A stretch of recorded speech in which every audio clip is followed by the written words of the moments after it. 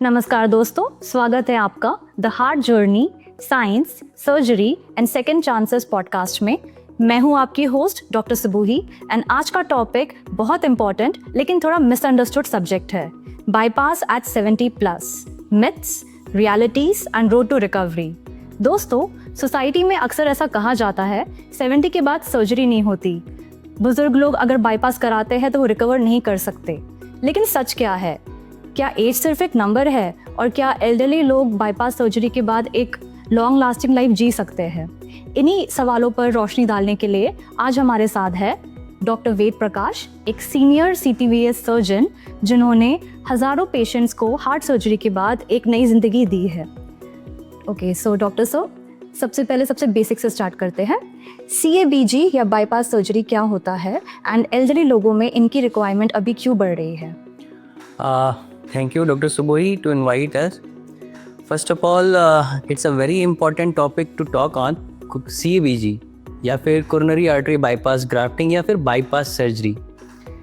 It's a kind of surgery जिसमें हम block vessels, heart की block vessels पे नया blood flow establish करते हैं। The myth कि ये elderly में possible नहीं है, so elderly patient में multi vessel blockage ज़्यादा होते हैं और ऐसी conditions में bypass surgery is a very better and good option for elderly patients. Sir, second question, एक मिथ है सर कि 70+ पेशेंट्स बाईपास के लिए बहुत ओल्ड होते हैं, तो एज एक बैरियर होता है इन कंडीशंस में? नहीं, बिल्कुल भी नहीं।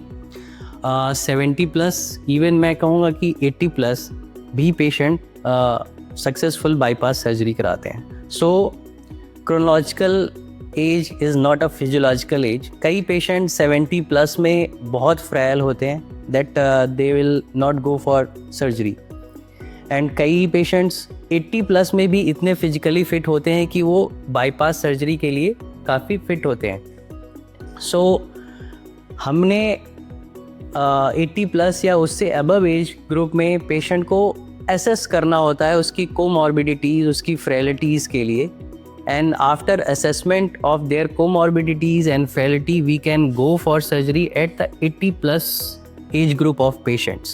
एंड सर्जरी के बाद एल्डरली पेशेंट्स में सबसे कॉमन रिस्क्स क्या होते हैं?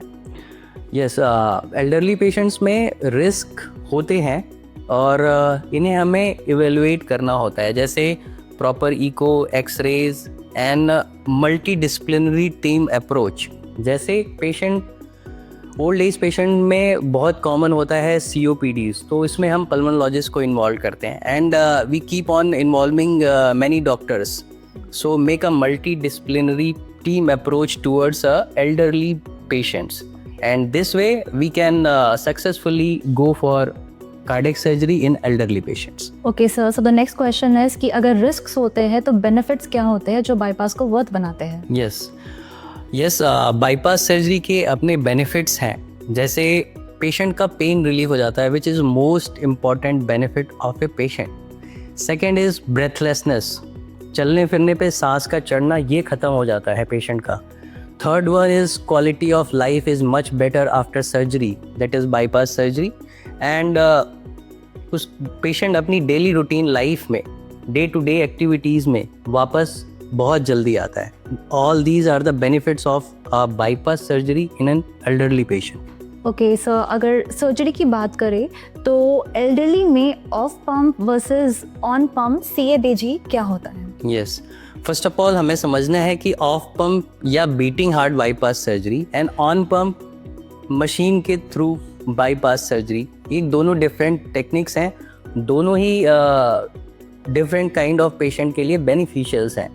लेकिन ऑफ पंप सर्जरी जो हम लोग यूजुअली रूटीनली करते हैं और ज़्यादा पेशेंट्स में ऑफ़र करते हैं, उसके कुछ अपने बेनिफिट्स हैं, जैसे इसमें स्ट्रोक के चांसेस बहुत कम होते हैं और pump related complications off pump में बहुत कम होते हैं। So it is advisable to go for off pump beating heart bypass surgery in elderly patients. Okay sir, and recovery के लिए post op and ICU care में क्या स्पेशल फोकस होता है?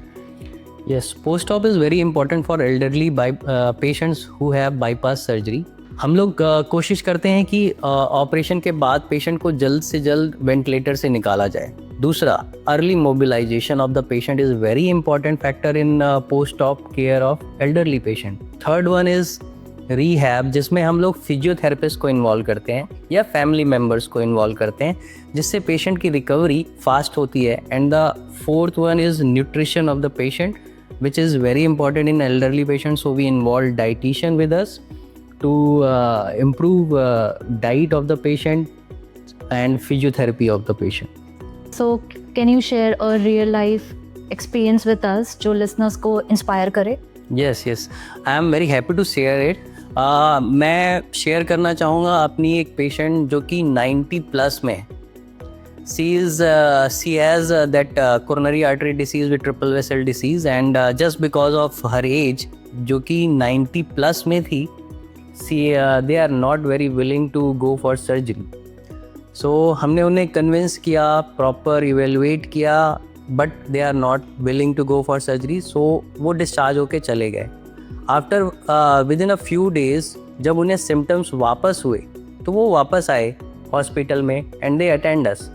उसके बाद में we plan her for surgery and surgery went well, and after surgery we discharge her in within 5 days, and still they are coming for regular follow up and they are doing much better after surgery. Okay sir, that was truly inspiring, but FAQs हमारे listeners के मन में है, 80 plus age में bypass safe है and expected life span क्या होता है?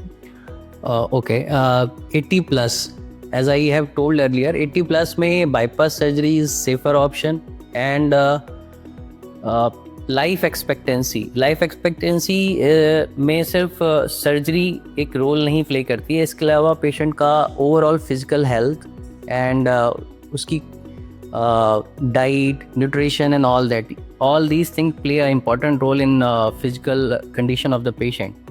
But one thing I just want to mention that bypass surgery at age of 80 increase lifespan of a patient and improves quality of life of patient. Okay sir, closing में आप एक message देना चाहेंगे उन families के लिए जो elderly patients को बाईपास कराने से डरते हैं या हेजिटेंट है? यस,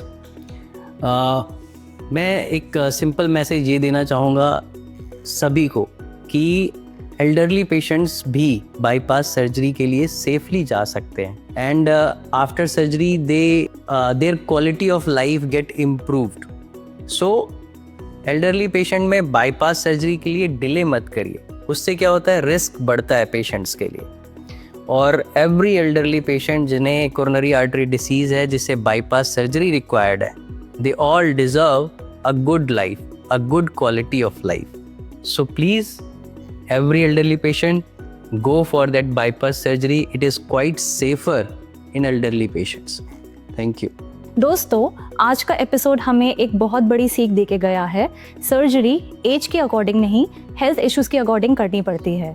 आई होप आज का पॉडकास्ट आप सभी के लिए इंसाइटफुल रहा होगा। Thank you so much doctor Ved. And अगर आपके घर में कोई भी एल्डरली पेशेंट्स है जिन्हें हार्ट के इश्यूज़ है, उन्हें आप प्लीज़ यथार्थ में लेके आए एंड प्रॉपर डायग्नोसिस करवाएं। मैं डॉक्टर सबूही आपसे अलविदा ले रही हूँ, फिर मिलेंगे एक नए हेल्थ इशू के साथ। तब तक stay safe and do like, share and subscribe. आपके साथ आपका यथार्थ। Thank you so much.